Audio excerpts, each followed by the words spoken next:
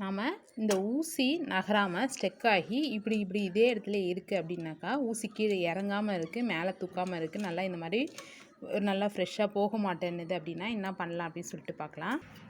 ஊசி வந்து நகர்ந்து இந்த மாதிரி கீழே மேலே போகாமல் ஒரே இடத்துல இதே மாதிரியே இருக்குது அப்படின்னாக்கா, ஃபஸ்ட்டு இந்த ஊசியை நீங்கள் ரிமூவ் பண்ணிவிடுங்க. ரிமூவ் பண்ணிவிட்டு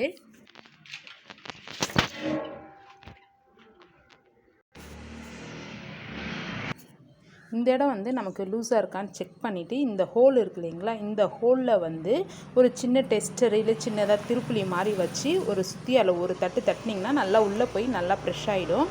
உள்ளே போய் நல்லா ப்ரெஷ் ஆனதுக்கப்புறமா நீங்கள் சுற்றுனீங்கனாக்கா உங்களுக்கு ஊசி நல்லா ஃப்ரீயாகவே எப்பயும் போல் உங்களுக்கு தையல் வரும். நல்லா ஊசி நல்லா மூவ் ஆகலை, அடியில் மேலே கீழே போய் வரனா மட்டும்தான் இந்த இடத்துல நீங்கள் வைக்கணும். இந்த பாருங்கள், இது கொஞ்சம் லூஸாக இருக்கும், வச்சு இந்த இடத்துல ஒரு டைட் பண்ணணும். நல்லா ஒரு டெஸ்டர் மாதிரி வச்சு சுற்றியால் தட்டினீங்கனாக்கா அந்த இடம் வந்து உங்களுக்கு ஃப்ரீ ஆகிடும்.